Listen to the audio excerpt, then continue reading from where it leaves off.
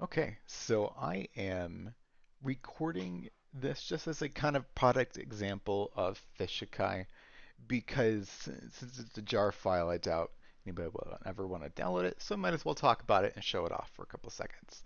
So I worked with this one team member did drop out almost right away. So it was a group of two that made this, and the original concept is that there's this character Ethan Rutherford. He's on an island, and that like he has to keep eating food and drinking water, and finding a way to be able to fish before he like starves or get dies from dehydration. We were handed this code base originally and asked to change it pretty significantly. It was for at the beginning it was a text-based adventure. So like the old school version of like let's try to go east, and then it parses the noun and the verb, and it tries to figure out what that action is and do so accordingly. But we decided to actually try and expand it into a 2D pixel art game that uses both the keyboard as well as a mouse. So we refactored the original code base, but we did try to keep three things very much at the top of our mind. One, we want to stay true to the original coder's intent. Two, we wanted to extend the original code versus actually completely redoing it. And three, we wanted to learn something new ourselves. So the things that we used was Java version 11 with JSON, and we coded it in IntelliJ and a little bit in VS Code. We utilized GitHub and Azure DevOps to be able to maintain communication with the other team member as well as our customer. We also use GraphX 2, GIMP, and Tiled in order to be able to do a lot of the hand-drawn assets or free asset packs that we found as well. Technologies used, we use Swing, and it is our first time using Swing ever because we love our web dev, so this was a good stretch for us. It was tested in JUnit, and it's built with Gradle.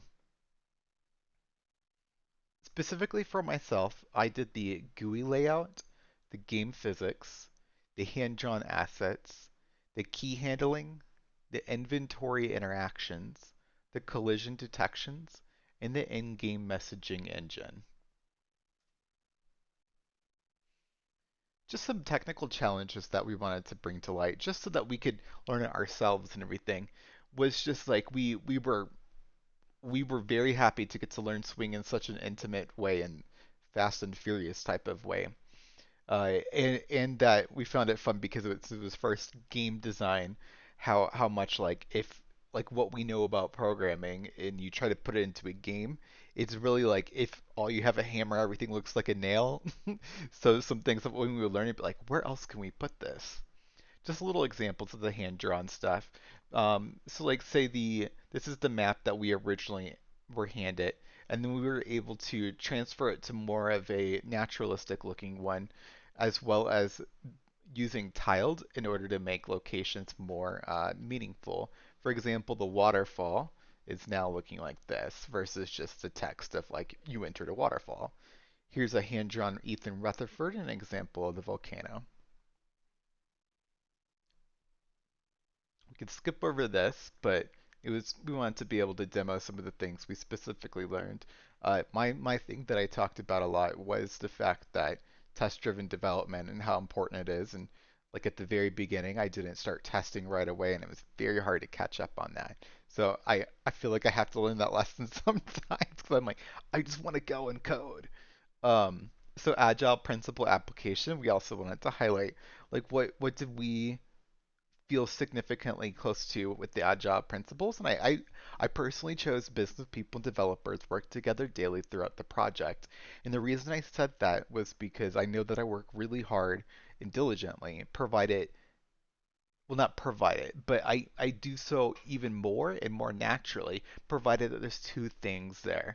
If I can find a sense of community, in other words, probably other developers or like, fellow nerds, even the customer, something where I have that kind of interaction, and then also uh, a sense of common purpose.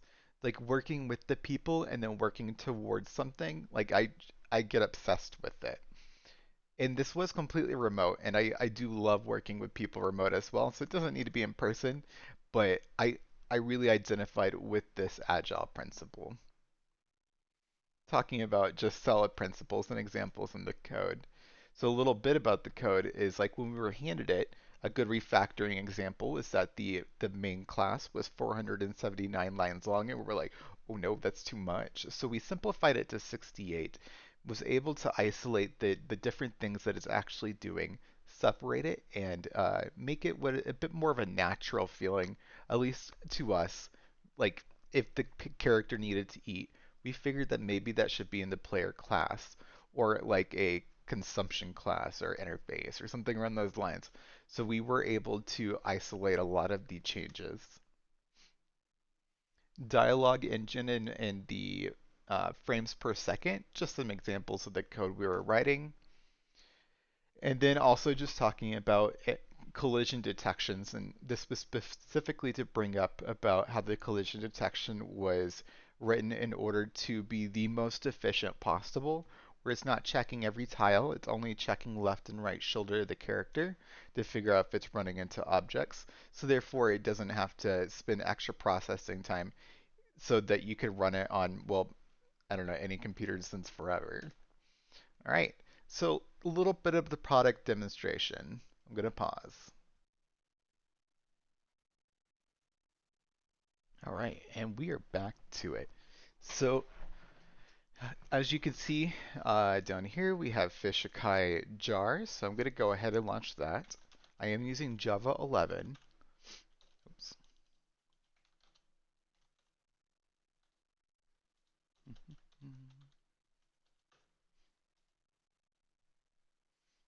And some funny thing just to mention.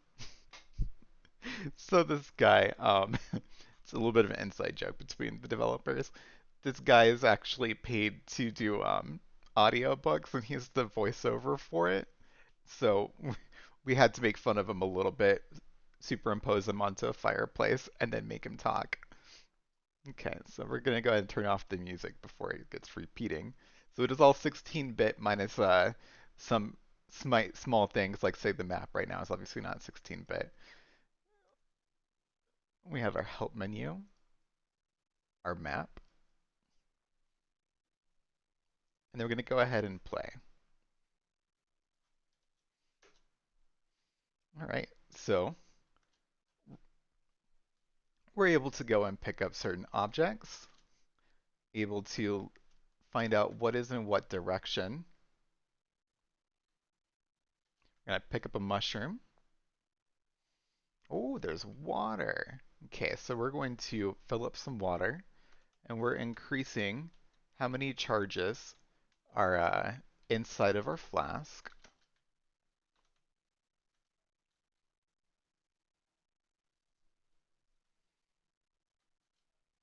We're also able, here's a ghost. Boop. We're also able to hold shift to be able to run faster. Do note that he's getting hungry and thirstier, and it is going to change as soon as he is actually out of, like once hunger and thirst is a certain, once his hunger and thirst is a certain level, it'll start actually decrementing our health or decrementing those hearts.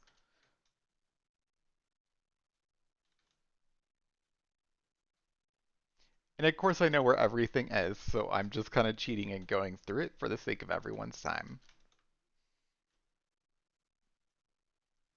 Okay, so now it's actually decrementing the health because I am uh, too thirsty. So to be able to stop that from happening, I'm going to go ahead and be able to click whatever item I want. So this is a flask. Let's just take a look at it first. Okay, let's go ahead and use it. All right, we have 4 drinks left, and our thirst is at 7. So let's use.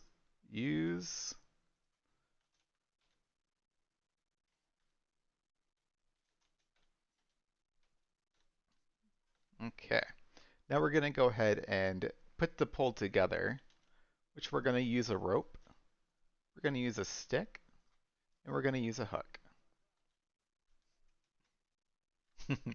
And now that that's happened, we have a triggered event over here where we're able to fish. And here we're going to actually stay true to the original text adventure as requested. And we're going to bring this as kind of like a mini game. So it's just like you cast the line and you wait patiently. Is the line tight? No. So we're going to go ahead and pull it. All right, so we're making progress. We're going to pull, pull, release, pull, pull, and we caught a fish. And his mouth goes crazy. So we're at hunger of 8. So we do have a sustainable way now to be able to eat. Uh, and so now we are no longer danger of dying from hunger or thirst.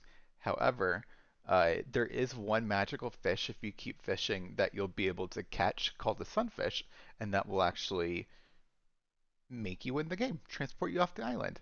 So this is just a fun little demo of what we were able to put together in a few days. If you have any questions, of course, feel free to reach out.